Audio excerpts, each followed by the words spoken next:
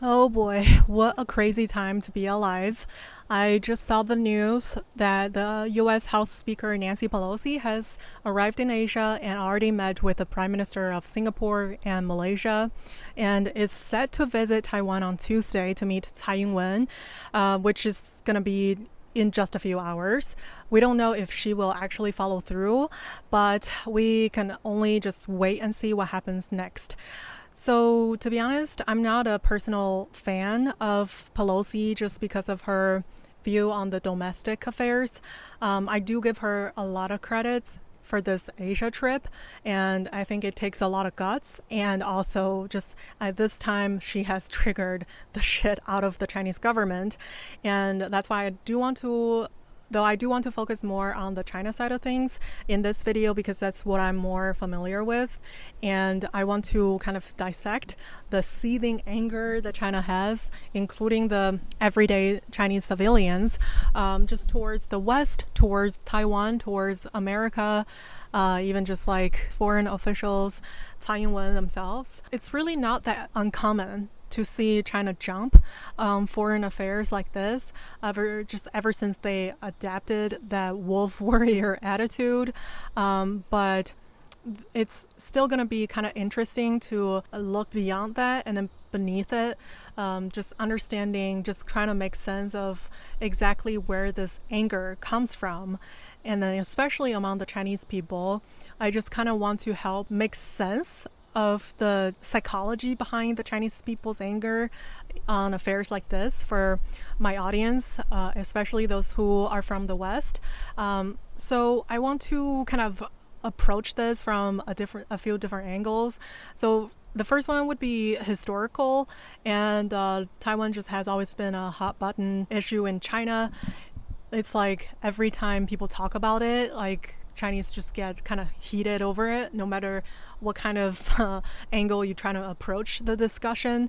And overall, though, most people have been just convinced that Taiwan is this inseparable part of the mainland, and that unless China takes over Taiwan one day, and most people believe that one day it's guaranteed to be taken back, that like something catastrophic is going to happen to China and to the mainland. Well, there is some validity to that belief because the current regime, the current government was never put in place by democratic elections. People didn't actually vote for the current government, for the CCP, for the Communist Party. They became the ruling party because of the winning of the Civil War in 1949, and then they chased the nationalists to that little island called Taiwan. That's why to the Chinese government, Taiwan has always been just existential threat to their legitimacy. And that's why as long as Taiwan is out there doing their thing, thriving unbothered, to the Chinese government, it's almost like a constant reminder. It's an unfinished business. And then Taiwan is almost like a slap in the face to the narrative that the CCP is trying to promote, both inside and outside of China, especially inside, that without the party's great leadership, China cannot achieve such great economic growth, and that without the socialistic principles with Chinese characteristics, of course, and Leninist beliefs, China cannot achieve ultimate glory. And because in Taiwan, they believe in very, very opposing principles. They embrace capitalism fully, and then they embrace democracy. They believe in democratic election and freedom of speech, and they're doing really well for themselves, and people are just kind of living their life. China just became extremely infuriated by that, and quite frankly, the Taiwanese people that I have met, I've had a Taiwanese professor and a Taiwanese student and some other friends.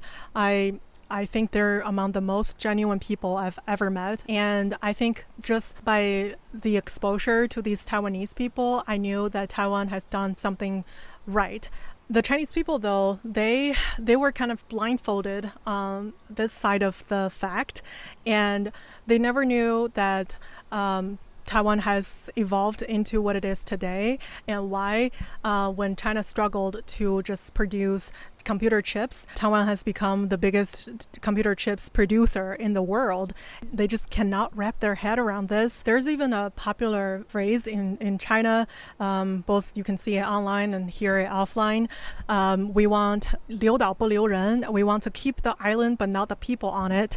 So you just see the dehumanizing of the Taiwanese people inside of China. Maybe this is more so from the cultural aspect, but just historically speaking, this is why Chinese government hates Taiwan. Chinese people just never got to even understand the real side of history and also just a different side of the history. And that kind of leads to the next angle, the educational side of things.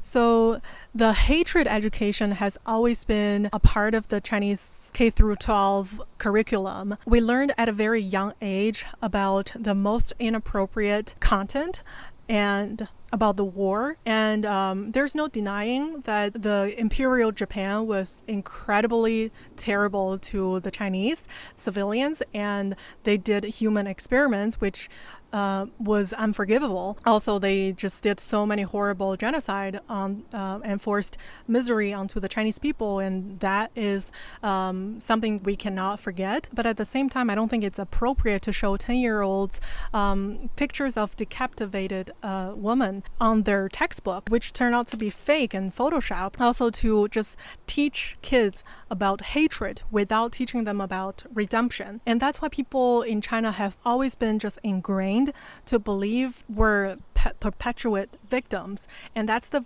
danger of this victimhood mentality, is you have this mindset that you're gonna have to find paybacks and you have to take revenge one day for your own nation, for your own ancestors, and without realizing that the people that you're hating on today are no longer the same group of people that once committed war crimes onto your ancestor, and you are no longer the same people, the same victims that your ancestors once were. And we never learn about moving forward, how to look at redemption and how to collaborate with people, and on the consensus of acknowledging the dark history. And that is why you're seeing just this twisted attitude that the general populace in China holds towards the West, towards Japan and even Taiwan nowadays.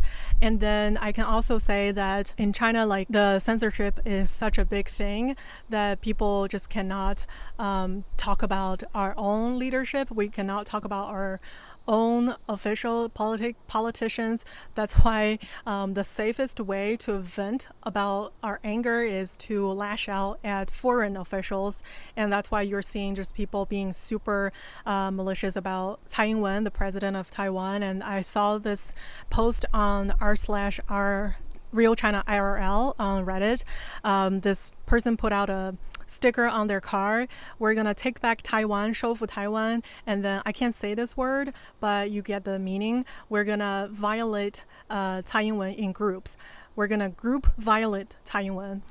It's just that kind of horrible stuff is socially acceptable in China because of this hatred education that is ingrained in every Chinese person's mind. And I remember growing up, my mom has always been telling me, if you get behind, you are doomed to get beaten up. Referring to how China was like invaded by all the Western bullies, even though in real history, the catalyst for invasion of Qing dynasty was that the Boxer Rebellion movement was getting out of control, and the Qing dynasty, the Qing government couldn't get a hold of them, and that they were just killing too many foreigners in China, including so many Christians. And also the empress at the time, Cixi, actually declared war onto these Western nations, and that's why they might as well, they just came to respond to the declaration of war and also to save their own citizens. So there are a lot of details in history that we did not learn because we were never told to take responsibilities for our own wrongdoing, for China's wrongdoing, for Qing Dynasty's wrongdoing. That's why we, in our head, the Chinese people picture ourselves as this perfect victim. And that's why when the West is trying to tell you anything differently, Chinese people experience this strong, extremely strong cognitive dissonance, and that they just cannot, they just throw in the towel and turn into little pink mode or just wolf warrior mode altogether. So that was educational. And now let's go to the economic part of the nonsense. Since China has enforced so many arbitrary lockdowns, testings, and just sanctions on its own businesses, own people, that we are stuck at this really dire economic performance right now. Young people my age now in China are struggling to find jobs because the job market is that dire. It's not just rural, poor China that is suffering. You're also seeing it in first-tier cities with fresh college graduates, and you're seeing this trend of college graduates trying to get into another test to become government workers so that at least they can get a stable paycheck, because the government is the last secure job that you can find in China now. The other industries are all filled with risks, and especially education. It used to be such a giant industry in China. And just because of one double reduction policy, 双减政策, it just killed that industry, that education industry, once for all. Tens of millions or even hundreds of millions of young people lost their job overnight just because of that. It was an exaggeration, but you get what I meant. But on top of that, you throw in the housing crisis, the mortgage crisis, and the bank crisis. People are struggling with their money now. They're with their money situation now, and there's so much anger and misplaced frustrations among the Chinese people that they cannot let out, that they cannot release. And as soon as they touch politics, domestic politics, they'll be censored immediately. Having their posts deleted is for the better ones. The worst ones, you're gonna get arrested for talking shit about the government policies or the leaders, the politicians in China. That's why people have to find some sort of venting outlets. And now, because when we talk about foreign politicians, especially the Western politicians, we get a free pass in China. And when people cursed at Taiwan and talk shit about Taiwan, about America, they are now going to be punished. And that's why people realize that they can finally find a place to release their overdue anger, to find a kind of a mental safe space to escape from the misery that they experience in real life. And honestly, I think that reflects another sad aspect of the culture part of the problem in China, is just this complete disregard to the individual rights and mental well-being instead of China. You're just seeing like people who are extremely depressed being told that they're just they need to suck it up, and mental health is never being put under the spotlight in China, but the mental health problem is really bad. Let me put it this way in terms of how bad the mental illness is in China. The people who are at the psych ward or people who are seeing therapists are the only ones that might have a chance at life, because at least they know that they have an illness, they have a problem. The people with the most severe mental illness are the ones who are walking down the streets, who pretend nothing is wrong, who just go off on foreign officials like Taiwan, Nancy Pelosi's online, talking about how they're gonna take over Taiwan, and then making jokes about genocide in Taiwan. That's what we have right now, and it's going to be a very huge problem that the West has to take into consideration. And the reason why I am talking about these issues in my video today is to help me contextualize what's going on in the country that I'm from, and seeing the people that are getting further and further away from me, people who I used to call friends and family.